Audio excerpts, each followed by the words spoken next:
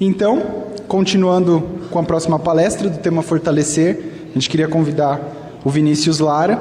Ele tem 24 anos, é professor, bacharel e licenciado em História, trabalha no movimento espírita desde os 16 anos de idade, sobretudo nas áreas mediúnicas e de divulgação, e hoje dirige uma instituição de amparo à infância e juventude em Bicas, Minas Gerais.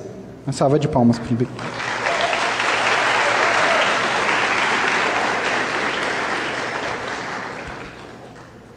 Meus amigos e minhas amigas, bom dia a vocês. É uma alegria estar aqui e para tratar de um tema que para mim é muito querido, fortalecer. Eu vou pedir licença a vocês para ler um trechinho do Atos dos Apóstolos. Depois eu largo isso para lá e nós vamos conversar. No capítulo 17 de Atos, Lucas escreve assim, falando sobre Paulo em Atenas: porque passando eu e vendo vossos santuários, achei também um altar em que estava escrito: ao Deus desconhecido. Esse, pois, que vós honrais, não o conhecendo, é o que eu vos anuncio. O Deus que fez o mundo e tudo o que nele há, sendo o Senhor do céu e da terra, não habita em templos feitos por mãos humanas, nem tampouco é servido por mãos de homens, como que necessitando de alguma coisa, pois Ele mesmo é quem dá a todos a vida, a respiração e todas as coisas. Eu quero começar nossa conversa falando sobre a manhã de hoje. Quando despertei e fui tomar café, eu vi na fruteira da casa que me recebe um abacaxi. E um abacaxi que parecia muito suculento. Então, um pouco abusado, pedi licença para cortar o abacaxi. E aí colocamos o abacaxi sobre uma tábua de corte. E após descascá-lo, gente, vocês não imaginam o cheiro do abacaxi. À medida que nós íamos tirando a casca, o suco escorria pela lâmina. E depois de ter descascado a fruta, fomos partindo assim nas fatias redondas, suculentas, até que depois da fruta toda picada, eu peguei um pedaço e coloquei na boca. Que doce estava ele! Que abacaxi maravilhoso! Alguém de vocês ficou com água na boca? Mas não tinha abacaxi algum aqui. Vocês viram eu cortar algum abacaxi? Sentiram o cheiro de algum abacaxi? Viram o suco escorrendo na lâmina da faca? Vocês são bons médiuns de efeito físico. É bom. Mas esse processo é um processo muito curioso, que tem muito a nos ensinar acerca das nossas faculdades interiores. Inclusive, em algumas vezes que faço essa brincadeira, pessoas que têm alguma irritação ao abacaxi começam a se coçar ou têm os primeiros sintomas de uma crise alérgica. Porque, em essência, o nosso sistema mental não é capaz de diferenciar situações que nós imaginamos serem reais, situações que nós já vivemos no passado ou situações que nós estamos vivendo hoje. Quando acionamos qualquer uma dessas, a resposta que temos, a resposta interior, é atualíssima, é presente, o que faz com que nós vivamos constantemente desalojados de nós mesmos. Faço uma pergunta a vocês. Vocês são esse corpo que está sentado me assistindo? Não? Fácil. Essa aí não vale nada. Vocês são as emoções que vocês estão sentindo? Agora já deu dúvida. Sim, não. Mas vamos passar as emoções. Vocês são os pensamentos que estão tendo? Pois é. Vocês não são esse corpo, vocês não são essa emoção e vocês não são esse pensamento. Como não pode? O que eu sou então? Vejam, vocês têm que arrumar o guarda-roupa de vocês. E aí estão com o corpo dobrando camisa. Mas na noite anterior discutiram com uma pessoa que ama muito. Então o corpo está dobrando camisa, mas a emoção está onde? Na discussão. Mas você tem que pagar uma conta. Na manhã seguinte ainda não tem dinheiro para ela. Onde está seu pensamento? Na conta. Onde está você? Confuso. Vejam, essa nossa capacidade interna de viajar pelo tempo e pelo espaço, de acordo com aquilo que nos impressiona, é uma faculdade do Espírito. Deus irradia em todas as direções. E o Espírito, como Filho de Deus, irradia também. Irradia fora dos limites espaço-temporais que normalmente nós criamos para definir a vida nesse plano de formas. O Espírito irradia em um tempo, em uma dinâmica, em uma vibração que lhe é peculiar. Portanto, quando nós vamos falar de fortalecimento, e quando nós vamos falar de Deus enquanto mola mestra desse fortalecimento, é imprescindível que nós tenhamos consciência de que o tempo que nos acessa enquanto espíritos é um tempo diferente da matéria. É um tempo diferente em todas as suas manifestações. Quando a gente viaja fazendo palestras, as pessoas dizem assim: nossa, mas é tão novinho, é um menino. São tempos diferentes. Agora a moça falou comigo assim: ouvir sua voz é uma coisa, ver você é outra. São tempos, são vibrações diferentes. Isso todos nós passamos. Mas para conversarmos sobre fortalecimento, eu quero propor a vocês fazer um exercício diferente. Porque para falar em fortalecer, nós conversaremos sobre fé. E sobre a fé numa perspectiva mais profunda. Eu peço a vocês, façam um exercício agora. E tentem se lembrar do momento na vida em que sentiram menos fé.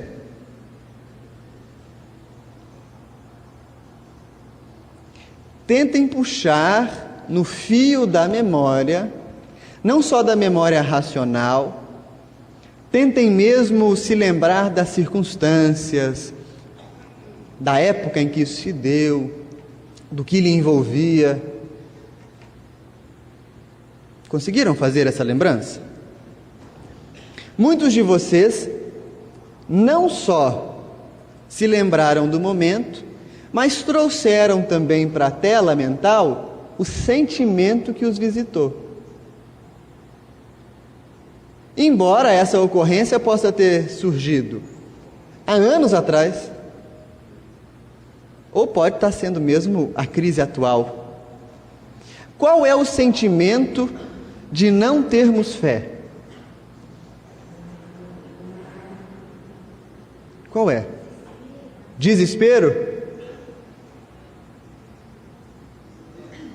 Medo? Raiva? Ansiedade?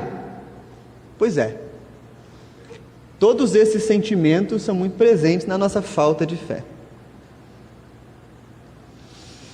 Quando nós falamos em fé e somos espíritas, somos colocados diante de uma máxima. O espiritismo é a filosofia religiosa que nos postula a fé raciocinada. Correto? Fé raciocinada e fé racional são coisas diferentes. Vocês conseguem compreender isso? Fé raciocinada é o que nos diz o Evangelho: creia sabendo por que crê, entenda sabendo por que entende. Uma fé racional é uma coisa que não existe. E filosoficamente, fé e razão são coisas antagônicas. Uma fé racional é aquela que diz assim: coitadinho, ele está sofrendo, mas está pagando. Eu é que não vou me envolver, porque é o karma dele. Karma que nem é uma expressão espírita. Nós gostamos de reciclar umas coisas assim. Isso é fé racionalizada, que nada tem a ver com a fé raciocinada que o Espiritismo propõe. Então, se eu pergunto se o Espiritismo racionalizou a fé, nós não podemos concordar com isso. Temos que compreender que nossa doutrina nos ensina a compreender sentimentos inatos que são do ser humano. Também não tem nenhuma ambição proselitista.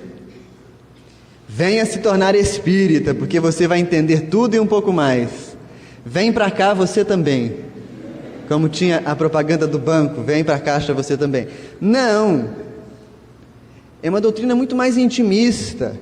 É uma doutrina muito mais profunda que toca em nós aqueles valores, aquelas pontas soltas que nós não conseguimos costurar em outros lugares.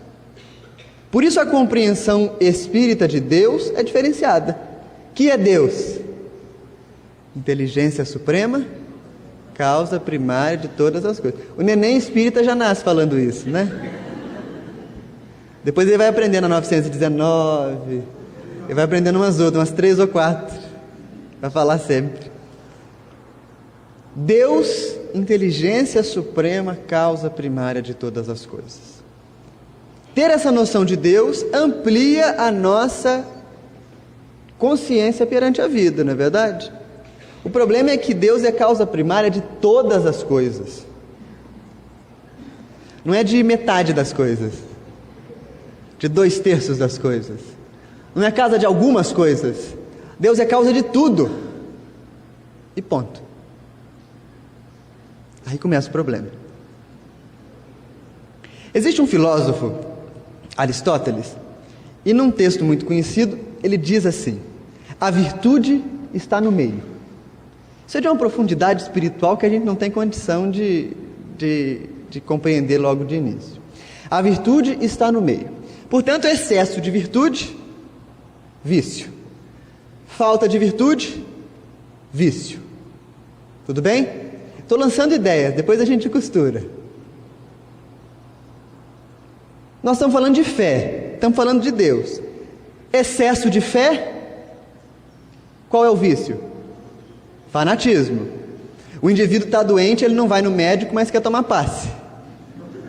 E se o passe não resolve, ele troca de centro porque o médico não é bom. Não é assim que acontece?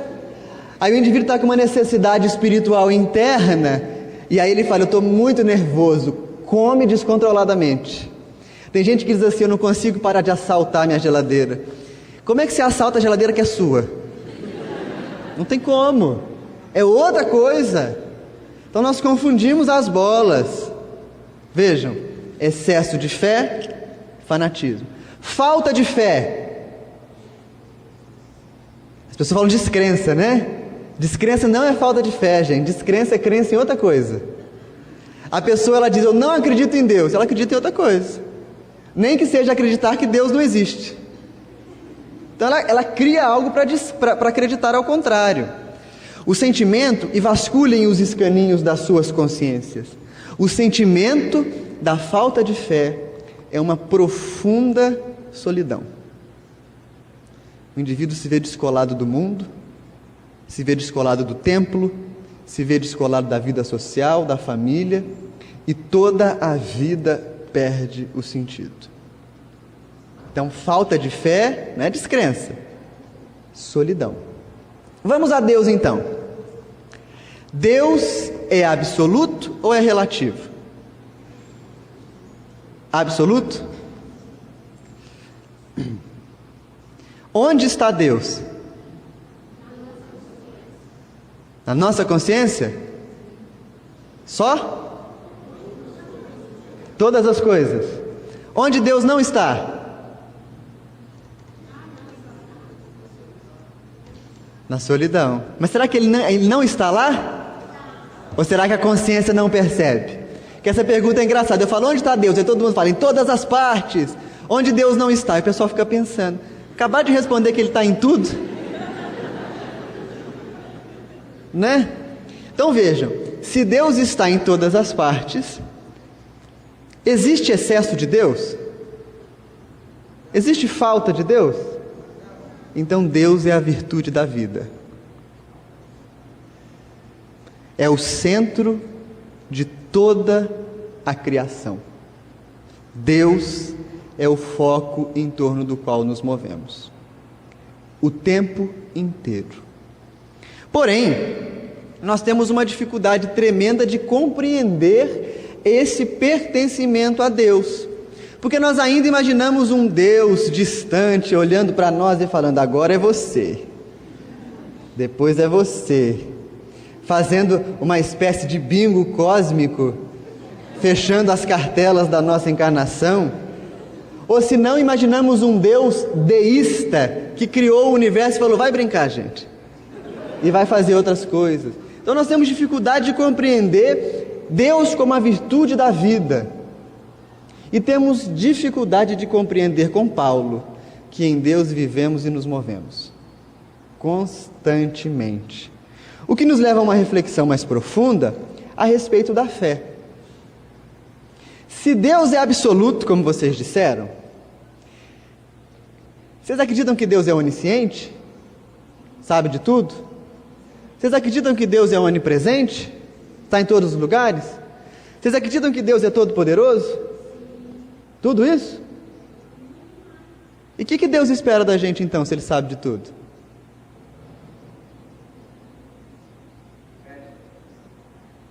Deu tilt no sistema. Vamos resetar ali e vamos começar de novo. Percebe, a nossa consciência de Deus, ela precisa ser ampliada para que a gente se sinta fortalecido. Precisamos compreender que a nossa relação com Deus não é aquela relação do indivíduo que fala assim: ó Senhor, vem cá e me manda um e-mail com a minha diretriz de vida, me ajude a encontrar a melhor religião do mundo. Não, nossa relação com Deus é uma relação que transcende o limite das formas. E com o tempo nós vamos descobrir que Deus se manifesta no mundo, meus amigos, através de todas as coisas, constantemente. Nós poderíamos dividir a criação em dois ramos. Nós temos um ramo transcendente de Deus, é aquilo que está fora da criação, é aquilo que nós só vamos encontrar quando chegar lá. Mas nós temos uma manifestação de Deus no mundo que é imanente. Deus se manifesta no mundo constantemente, através das formas, através das situações, através das circunstâncias, nos convidando a refletir um pouco mais sobre a necessidade de desenvolver em nós valores do espírito, não necessariamente valores do espírita, que espírito é transitório, espírito é eterno. Espírito é circunstância. O Pai do Céu aprovou que nós nascêssemos hoje aqui e que tivéssemos um contato com o Espiritismo e que tivéssemos um contato com os Espíritos através da mediunidade. Mas amanhã o Pai do Céu pode achar justo que nós nasçamos em outra parte, em outro meio, junto de outras pessoas. E aí nós vamos falar: não, eu sou espírita até o fim da minha evolução. Na próxima nasce evangélico. Não adianta. Eu sou homem, sou macho, não vem com essa história que eu vou reencarnar mulher, não. Aí na próxima nasce mulher. Frustração total, apego às formas. Mas à medida que nós vamos decantando a consciência, nós nos sentimos visitados pela realidade maior, de que o Pai se manifesta no mundo para nós através de todas as formas. E nós começamos do átomo primitivo ao arcanjo, em uma luta ferrenha para desenvolvermos em nós consciência de Deus, em todas as coisas. Dizem que o Chico ia lavar um copo, ele ficava vários minutos lavando o copo lá. O pessoal falava: Chico, é só um copo. Ele dava um riso maroto, aquele jeito matuto, e dizia: é menino, é só um copo. Numa consciência que transcende o limite da nossa ilusão convencional. Nós dizemos assim: eu estou trabalhando muito na casa espírita, porque que eu estou ganhando bônus hora. Eu quero chegar lá no plano espiritual e ter meu puxadinho, né? Aqui a gente financia imóvel 60 vezes, né? 30 anos, às vezes, muito mais do que 60 vezes. No plano espiritual, uma vida você financiando o seu imóvel, né? Ou várias vidas. E fala, não, eu sou espírita, eu acredito na vida do espírito, eu estou trabalhando para construir minha casa lá. Então você é materialista. Só que você é materialista numa matéria quintessenciada. Mas é materialista. Então percebam, nós precisamos ampliar nossa noção de Deus. Porque se o sentimento da falta de fé é um sentimento de solidão, a partir do momento que eu descubro Deus no mundo, como que eu vou ter solidão? Se Deus me visitará constantemente em todas as coisas. Vinícius, tudo bem, é muito bonito o que você está falando, assim eu estou achando filosoficamente agradável, mas eu olho para a cadeira do meu lado, olhem para vocês. Eu olho para você falando, e você me desculpa, mas eu não estou vendo Deus no ser. Eu não estou vendo Deus em quem está sentado do meu lado. Eu sou casado, eu acordo de manhã, a mulher está com o cabelo desse tamanho, e eu falo, não é possível, Pai do céu, que o Senhor está morando aí.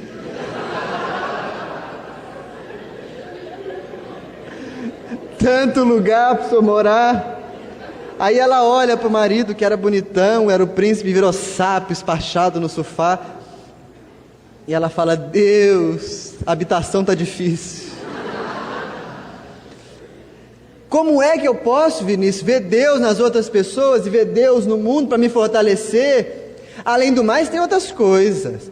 Eu oro a Deus, eu reverencio a Deus, eu me prostro diante de Deus. Aqui que eu vou me prostrar diante do meu marido? Aqui que eu vou me prostrar diante da pessoa que está do meu lado? Vou ficar fazendo prece para pedir as coisas para ela? Tem jeito. Se eu fizer assim de bonzinho, eu vou ser bobo. Não, eu não posso entrar nessa onda sua. Vamos por partes então. Primeiramente, nós somos expostos a uma realidade. Nós não conseguimos ver Deus no outro, porque nós não vemos Deus em nós. Então nosso orgulho é tão grandioso, que nós dizemos assim, ele pode até ser bom, mas não é lá essas coisas não. Ele é assim porque vocês não conhecem, mas eu ouvi dizer. Nós temos uma necessidade de fazer com que nossa intimidade de luz brilhe através da escuridão do outro. Uma vez eu estava no estado do Rio de Janeiro fazendo algumas palestras, e uma pessoa me apresentando a casa disse assim, nós temos aqui gerações de assistidos, mas eu estou pensando seriamente, o que é que nós vamos fazer quando acabarem os pobres? Aquilo me deu um gelo na espinha. Eu olhei para ele, não acreditei que ele estava me perguntando aquilo, uma casa enorme, e ele perguntou de novo, o que é que nós vamos fazer quando acabar os pobres? Aí um espírito soprou na orelha, vamos cuidar dos pobres de espírito, igual nós. Porque nós não vemos Deus no outro, pela intensa dificuldade de vermos Deus em nós. Então julgamos que o mundo deva ser medido pelas nossas réguas, e como as nossas réguas são deficitárias, nossas réguas são facilmente compráveis, nós compreendemos que o mundo todo é assim. Mas temos que começar a exercitar a percepção de Deus no mundo. Porém, a percepção de Deus no mundo passa por 3 domínios interiores muito árduos. Primeiro, temos que aprender a nos disciplinar. E nós jovens temos uma coisa com disciplinar, porque a gente acha que disciplina é repressão. Quando eu fazia parte do grupo de juventude nosso lá, que hoje eu atuo como diretor da casa, então eu rodo todas as tarefas, não estou especificamente na tarefa de juventude, mas quando eu era da juventude, eu já ficava armado para fazer as perguntas contrárias. Eu já ouvi o pessoal mais velho com aquela audição ácida, de quem está descobrindo os valores do Espírito, mas acha que sabe tudo. Nós temos certeza que sabemos tudo. Primeiro nós temos que aprender a nos disciplinar. E disciplina não tem nada a ver com repressão. Disciplina é dar a cada coisa o seu lugar. Então, quem não sabe comer na hora certa, desiste de reforma íntima. Porque se não consegue dominar a matéria, que é dura, sólida, palpável, como vai dominar as emoções que são fugidias? Os pensamentos que são fluidos? Não vai. Temos que aprender a dar de nós no serviço. Que língua nós temos que é uma beleza. Sabemos de tudo, comentamos de tudo, mas o Espiritismo precisa de mãos. O segundo passo para compreendermos Deus no outro é nós conseguirmos abrir mão de pequenas coisas em prol do próximo. Autorrenúncia. Eu abro mão daquele jogo do Corinthians para ouvir o tempo todo lá pelo celular, para ficar recebendo as mensagens, mas eu estou na tarefa. Eu abro mão de uma coisa que não vai me trazer nada senão prazer sensorial, para servir a uma causa que eu acho mais nobre, qualquer que seja ela. Para, por fim, dominar a minha capacidade de não ver Deus no outro, através do autossacrifício. Autossacrifício, o próprio nome já diz, é auto. Ninguém tem que dizer para você, vai lá se sacrificar pelo outro, vai lá dar do que te falta, vai lá fazer isso, aquilo ou aquilo outro. São degraus de consciência, em que nós vamos aprendendo a perceber que no outro brilha a mesma luz que brilha em nós. Nós tínhamos um trabalho de distribuição de alimentos para moradores de rua, lá em Juiz de Fora, e uma vez, um senhor, nós tínhamos conseguido carne, que era pão com manteiga, e quando tinha alguma coisa a mais era mortadela. Uma vez ganhamos um pernil, olha o luxo, gente. Colocamos então o pernil no pão, e aí, quando entregamos para o senhor, ele abriu o pão, olhou o pernil, deu uma risada sarcástica, e disse assim, lembraram que a gente tem dente. Eu olhei aquilo e achei curioso, e o companheiro do lado falou assim, excomungado, está ganhando e ainda quer escolher. A descoberta que nós temos que fazer é que o outro existe, porque nós sabemos que o outro existe. Estou vendo um monte de gente, vocês estão me vendo, né? Mas descobrir que o outro tem sonhos, tem desejos, tem medos, e que estes medos são muito semelhantes aos meus, é uma tarefa de ver Deus nele. O que vai me ajudar a compreender quando ele falhar e a valorizar muito quando ele conseguir se superar. Mas nós entramos num outro problema da relação de Deus no mundo, em todas as coisas, que é o problema da reverência ao Criador. Eu não vou fazer prece para o meu vizinho. Eu não vou lá ficar de manhã, na hora que eu acordar, fazendo meu rosário de petição para o meu vizinho. Ô Cosme, por favor, me ajuda, que eu estou precisando disso, daquilo. Ô Dona Maria, ô Tereza, não dá. Mas isso passa para nós por uma revisão da nossa postura diante de Deus. Eu jamais me ajoelharia diante do meu marido. Será que você precisa se ajoelhar diante de Deus? Ou isso é uma figura de linguagem? Eu jamais teria a hora santa da prece para minha esposa.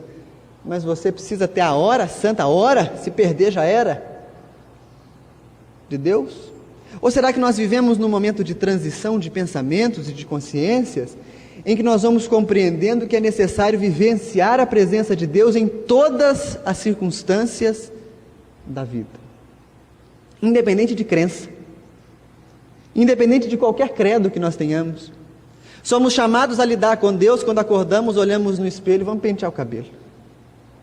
Somos chamados a lidar com Deus quando fazemos uma refeição. Somos chamados a falar com Deus quando vamos numa reunião de escola, quando temos uma prova, quando temos tudo isso, porque se estamos constantemente imersos no Criador, como sair do homem? Homem até parece, né? Como sair da figura do Pai? É impossível. Mas a nossa crença ainda é vacilante. E a gente fala, Deus, fui lá na federação hoje, fiquei o dia inteiro no fórum, perdi o jogo, lembra de mim? Como se fosse possível negociar com o Criador. Ele criou o universo com infinitas galáxias. Nosso Sol é um Sol de quinta grandeza. Nós estamos num planetinha que está na cozinha da Via Láctea. Será mesmo que Deus vai ficar trocando domingo de federação com a gente?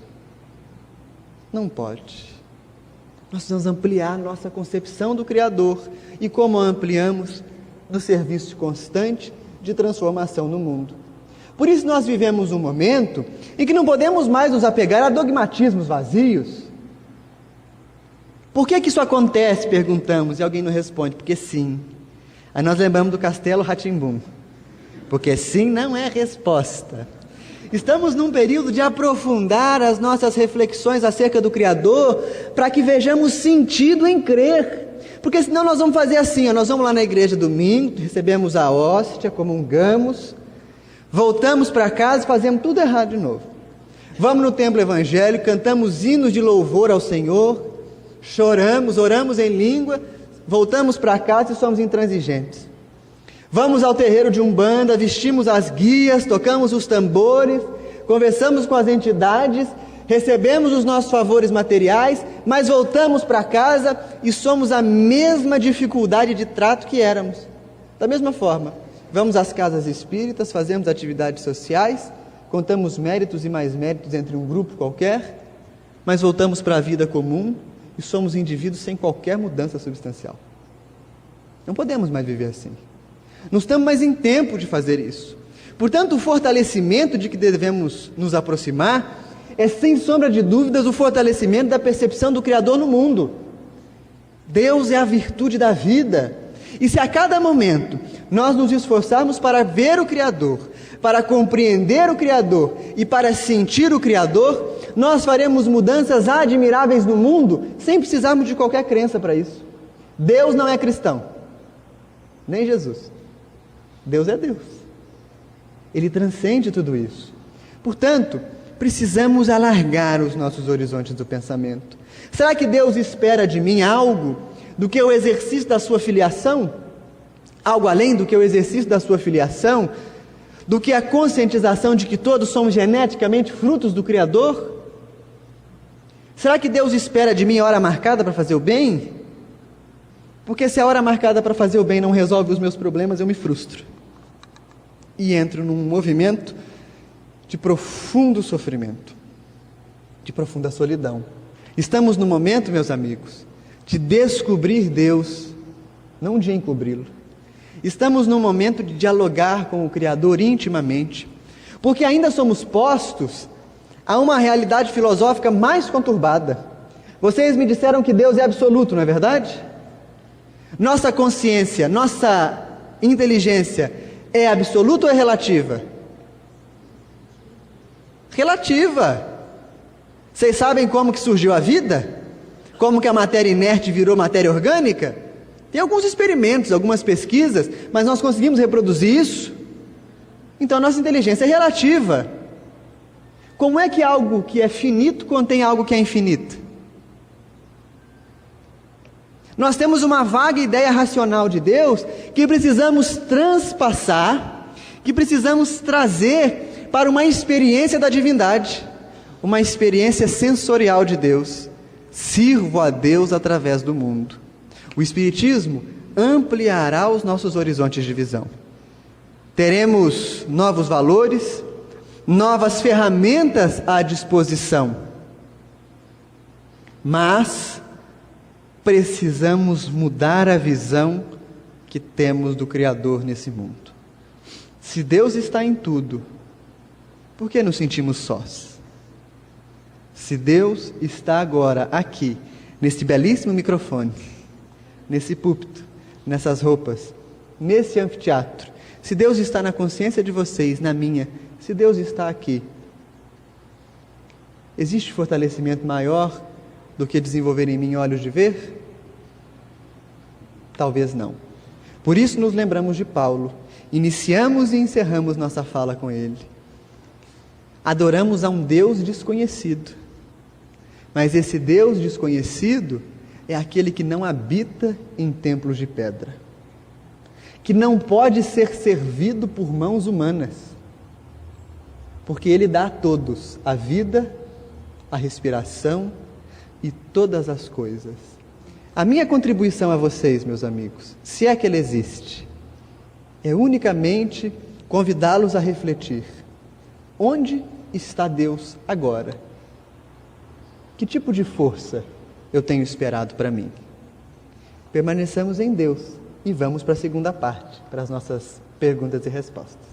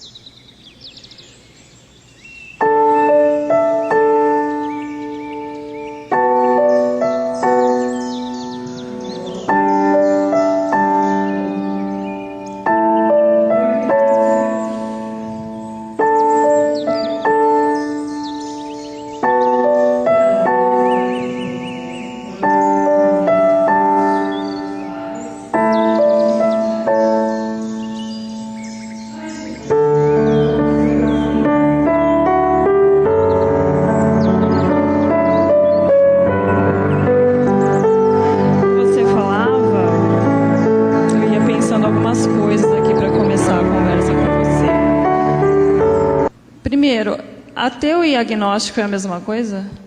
Não. Ateu é um indivíduo que cria Deus para descrer dele. Tá. Filosoficamente, né? Porque você não desacredita de algo que não existe. Existe uma ideia de Deus e essa ideia é negada. O agnóstico, na maioria das vezes, ele é deísta. Ou seja, ele acredita num Deus que ele não sabe explicar. Na verdade, a postura agnóstica é uma postura confortável da pós-modernidade, da modernidade até, um pouco antes, que é a postura de dizer assim, ó, pode ser que Deus exista, pode ser que Ele não exista, mas se Ele existir ou se Ele não existir, não faz diferença nenhuma na minha vida. Então essa é a diferença de ateu e de agnóstico. E de repente a gente pode concluir que as pessoas que dizem não acreditar em Deus ou não acreditar em nada, elas acreditam, só que elas não sabem.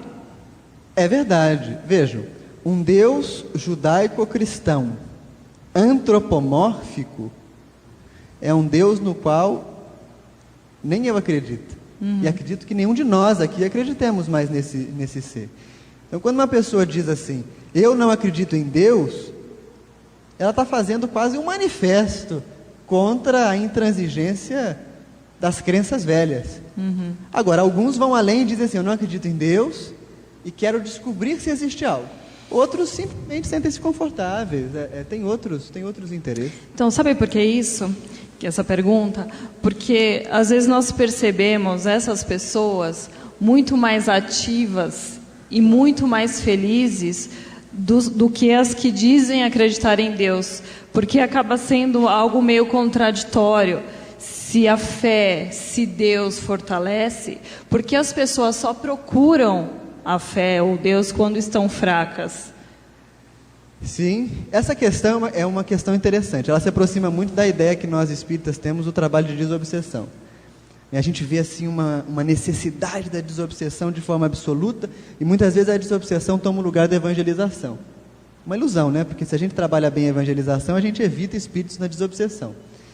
E a gente pensa assim, mas como é que nós vamos atender esses que estão em perturbação? Como se Deus não tivesse mecanismos antes do surgimento do espiritismo. Então nós temos milênios de espíritos ali agarrados para ser desobsediados? Não. Então Deus, enquanto sua fortaleza, Ele permeia toda a vida, independente da crença. Por isso existem indivíduos que não são crentes, que são descrentes, na verdade creem na vida de uma maneira mais orgânica, né? E que têm uma conduta e uma postura, e são pessoas fortalecidas. Porque a religião é forma. Se a gente fizesse um jogo filosófico, a gente poderia dizer assim, a religião é moral, Deus é ética, Deus é essência. Então, no futuro, talvez nós não dependamos mais das instituições de alvenaria, porque nós viveremos a prática constante em todos os recantos da sociedade dos valores do Espírito. Tá, então porque teve uma pergunta aqui que eu acho que se encaixa nisso que a gente está conversando, que é a seguinte, nós só vamos nos fortalecer em Deus, e se eu não acreditar em Deus, eu vou me fortalecer no quê? Olha, Suponhamos que você acredita que o amor da sua mãe é tudo que você tem, e você não acredita em Deus. Aquilo te fortalece, não é verdade? Mas aquilo é uma manifestação do Criador. O grande problema que nós precisamos vencer em nós é a concepção judaico-cristã antropomórfica de Deus. A ideia de que Deus é um ente, é um indivíduo, é um corpo. Isso nós não acreditamos mesmo. Nós não podemos acreditar. Deus transcende. Se Deus se manifesta em todas as coisas, e o Livro dos Espíritos é repleto de informações sobre isso, se o Criador se manifesta em tudo, como é que nós podemos não crer nele? Então, na verdade, é só uma questão assim, de pensar, filosófica, né? Da gente ter um outro conceito formado. Mas a gente só se fortalece no Criador, vamos dizer assim. Só que através das mais diferentes manifestações dele. Por isso nós não podemos dizer que nenhuma crença é errada. O indivíduo está lá adorando uma pedra, e a gente fala, coitado de mim que estou pensando assim. Porque ali ele está adorando uma presença do Criador, aquela que está na sua maneira mais próxima de compreensão. Então nós temos que ampliar a cabeça, não se fechar. Tá, legal, ótimo. E outras perguntas que vieram assim, muito parecidas, né? Você vê que é uma coisa meio assim, preocupação de jovem mesmo. Mas o que é fé, sabe? O que é fé? Teve até uma pessoa que colocou aqui. O que é fé? Se pouca fé é uma solidão e muita fé é fanatismo, então o que seria fé? Que coisa, né? Não dá para comer um pedaço de chocolate, tem que comer 1 quilo. Eu sou assim, pelo menos. Né? Não é? Em tudo, não é? Não dá para ver um pouquinho de TV, tem que virar a madrugada. A questão da fé é muito interessante. Eu gosto muito de trabalhar fé, que é num patamar que o Espírito Emmanuel trabalha muito e que os nossos instrutores espirituais também trabalham, que é no patamar da consciência de Deus. Então, assim, a fé é uma força interna que nos desperta a consciência da vida. A fé não é artigo religioso. Nós estamos todos aqui. Alguém está com medo de cair um meteoro na FESP agora? Ou então de entrar alguém aqui e explodir uma bomba? É uma dimensão de fé isso. É uma fé natural que nós temos. Então, fé é uma certeza interna que nos desperta para consciências acerca da vida. Como a nossa vibração e a nossa fixação ainda é muito material, nós temos fés materiais, nas estruturas materiais, assim, com muita facilidade, com muita franqueza. À medida que a gente vai depurando a nossa percepção, nós vamos tendo fé em assuntos espirituais. Então, talvez a gente pudesse definir fé como essa certeza que permeia tudo, mas que é diretamente condicionada ao nosso desenvolvimento de consciência da realidade. Isso não depende de religião. Nós estamos aí há milênios malbaratando a mensagem do Cristo, não é verdade? E aí hoje a gente vê o surgimento de um movimento global sobre ecologia. O que é isso? Senão um chamamento coletivo para valores do espírito. O pensamento ecológico é um pensamento profundamente espiritualista. E a gente não dá conta disso. Então é algo que permeia toda a humanidade. E é algo que nos desperta uma certeza de realidades maiores, que saiam do nosso físico sensorial imediato, ou do mundo que está logo depois que acaba esse físico sensorial. São certezas graduadas acerca da vida. Tá. Perguntas parecidas também que chegaram aqui. É a universalidade do ensino dos espíritos. Né? Eu acredito que muitas pessoas tenham amigos ou tenham na família pessoas queridas que estejam em depressão, passando por momentos de desafios.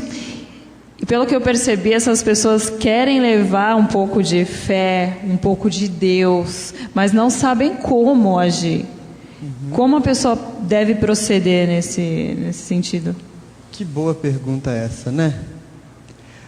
Nós temos uma corrente espiritualista altamente equivocada, chega a beirar mesmo a ignorância, que vai assimilar todo transtorno mental com desequilíbrio espiritual. como processo obsessivo. Isso é perigosíssimo e é o mesmo fanatismo que nós vivenciamos no período da perseguição inquisitorial. Porque você imagina a pessoa doente ouvir que só depende dela. Então é algo mais profundo.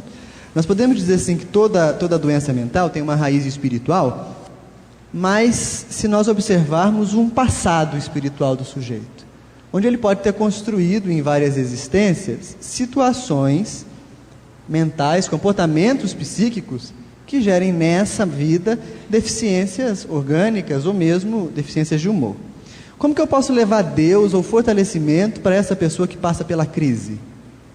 Primeira coisa, compreender que a crise, como tudo, é transitória. Porque nós enxergamos Ih, meu Deus. Isso mesmo, é emoção. Nós enxergamos os acontecimentos materiais como finitos em si mesmos. Isso é uma mentira. Tudo transitório. Então, o primeiro fato é ter consciência de que isso é transitório. E tentar conscientizar o indivíduo de que é transitório. Existem transitórios de dias, transitórios de meses, transitórios de vidas e transitórios de encarnações. Então, mas é transitório. Né? Agora, um fator muito interessante e que nós observamos é que o indivíduo que amadurece espiritualmente, ele se transforma num imã de outros. Então veja o Chico. As pessoas procuravam o Chico. Ele tinha uma condição espiritual tão serena e agradável que muitos se sentiam recuperados na simples presença dele. Então, se a gente quer levar fortalecimento para esses entes queridos, nós podemos inseri-los em trabalhos, podemos convidá-los para as atividades espíritas, mas talvez a tarefa mais difícil, mas a mais útil, seja aproveitarmos cada momento com ele, entendendo que aquela dor é transitória e nos esforçando para sermos veículos de Deus para ele, né? Para chegar àquela situação. Porque nós vamos aos poucos mudando os estados vibratórios. Isso é difícil, porque a pessoa que está em depressão, ela não muda fácil. Ela vai lá estar conversando com você e ela vai te tratar mal, muitas vezes ela vai dizer que não quer que você fale nada. Mas faça isso por uma semana e experimente não ir na semana seguinte encontrar com ela. Ela sente falta. Então é um processo de descoberta de sentido novamente. E aí, eu acho muito interessante uma obra, que eu poderia indicar, não espírita, de um psiquiatra judeu chamado Viktor Frankl, chamado Em Busca do Sentido. E o Viktor Frankl criou uma espécie de terapia chamada logoterapia, a partir das experiências que ele teve nos campos de concentração nazista. E a logoterapia é a terapia do sentido. A pessoa ia consultar-se com ele e dizia assim: minha vida não tem sentido. Ele tinha um revólver assim, descarregado, né, gente, na gaveta da mesa, e ele colocava o revólver sobre a mesa e dizia assim: vamos fazer o seguinte, dá um tiro então na sua cabeça e eu vou encobrir tudo. A pessoa imediatamente tomava um choque, porque vai no consultório de terapia e ouve isso, e o indivíduo dizia assim: eu não posso porque eu tenho filhos. Aí ele guardava a arma e dizia: bem, então nós descobrimos um sentido. Então a descoberta de sentido na nossa vida é fundamental, sobretudo quando nossos relacionamentos são tão fluidos. Não é para ninguém levar arma para parente que tem, pelo amor de Deus, estou registrando, vocês estão gravando, né? Eu estou dizendo para vocês tentarem descobrir sentidos novos, trazendo Deus para o mundo. Esse livro é muito bom, Em Busca de Sentido. Tá. Agora, para a percepção de Deus, uma pergunta aqui. Achei que não ia ter pergunta nenhuma para mim. Poxa vida, é o que mais tem aqui.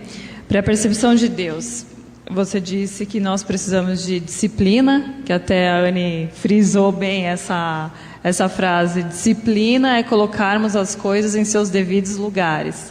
Isso. A autorrenúncia. Isso. A autorrenúncia, ela seria o quê, Vinícius? Autorrenúncia é quando você consegue abrir mão de algo pelos outros, mas algo que não necessariamente lhe faz falta.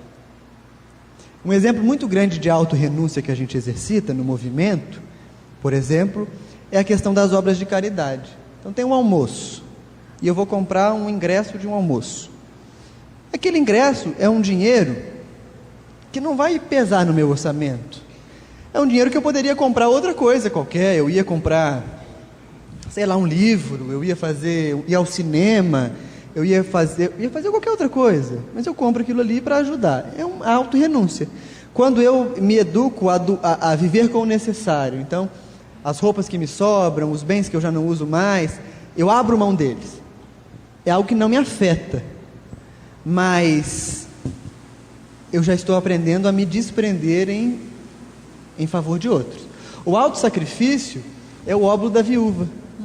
É quando eu começo a abrir mão daquilo que me faz falta para o outro. E faço isso de boa vontade.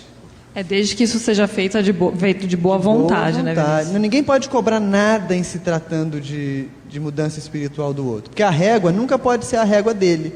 Para eu mudar, a régua é minha. Eu não tenho que me medir com ele, eu tenho que me medir comigo. Como eu fui, como eu sou. Entende? Então, esses são os movimentos. Mas a disciplina é fundamental. Dar a cada coisa o seu lugar. Tem hora de rir? Tem. Tem hora que eu não vou rir. Tá, tem hora de comer? Tem hora que eu não vou comer. Tá, porque essa pessoa perguntou: a primeira disciplina para a percepção de Deus, segunda, a autorrenúncia, e a terceira, tem terceira? Autossacrifício. Autossacrifício, acho que a pessoa perguntou. Autossacrifício. Nós aprendemos a nos sacrificar. Isso parece uma coisa de beato danada, né? Parece. É isso que Deus, vem aqui. Não tem nada disso, meus amigos. Autossacrifício é a gente compreender que somos tão ligados àqueles que estão à nossa volta, que por vezes nos sentimos bem em deixar de ter para que o outro tenha. Imagine a mãe que deixa de dormir para que o filho tenha uma boa noite. É autossacrifício. Não existe nada de chibata aí, existe? Não tem ninguém existe falando amor. Assim, vai lá, é amor. Então, autossacrifício é algo que nós vamos aprendendo a desenvolver. Existe uma questão no Consolador muito controversa, no livro O Consolador. Perguntam para Emmanuel sobre as almas gêmeas. E aí fica aquela coisa, né? Tem, não tem, o livro do Espírito diz que não tem, o Emmanuel diz que tem, e tem ou não tem? A Federação Espírita Brasileira enviou uma outra pergunta para o Emmanuel no final da obra, falando: Emmanuel, resolve, meu filho, tem uma coisa errada aí, responde de novo. E o Emmanuel faz uma consideração que eu acho belíssima. Ele vai dizer que nós não compreendemos essa ideia como ele a quis abordar. E ele vai dizer que almas gêmeas, na sua concepção, eram aqueles espíritos que são para nós o modelo de amor que um dia nós teremos por toda a humanidade. Isso muda tudo. Não é a metade da laranja, não é a tampa da panela, não é o outro pé do chinelo velho. É alguém que é o modelo de amor que você terá pelo mundo. E quando nós amamos, nós facilmente nos sacrificamos pelo outro. É algo espontâneo. Então, para que a gente descubra Deus no outro, nós vamos aprendendo a nos sacrificar. E é assim, é bem processual. Hoje eu vou descobrir Deus em você. Aí amanhã eu vou descobrir Deus na Anne. Enquanto eu não descobrir Deus em vocês duas que convivem comigo, eu não vou para frente, não. Depois eu vou descobrir Deus no Roger. Depois eu vou mudando e vou descobrindo Deus até eu descobrir Deus no auditório inteiro. Tá. Mas é algo processual. Tá? E agora tá acabando o tempo? Tá acabando. Então, tá. Não vou fazer mais uma pergunta, vamos só concluir uma coisa, então. Então, nós podemos concluir que o fortalecimento, ele vem de uma fé que está ligada diretamente a Deus, e Deus é amor. Então, só é forte quem ama de verdade, é isso? Pode ser, se você quiser. Se eu quiser. Eu quero. Mas é um processo mais amplo ainda. O fortalecimento só vem da nossa capacidade de nos tornarmos úteis à vida. Tá. E isso acontece para nós que somos religiosos através de uma concepção de Deus. Perguntado ao Espírito de Verdade, item 132, qual o objetivo da encarnação? Vencer as vicissitudes da vida. Isso a gente sabe, é o karma, é o parente difícil, está tudo lá na cabeça. Mas tem um outro motivo: aprender a cumprir o seu papel na ordem da criação.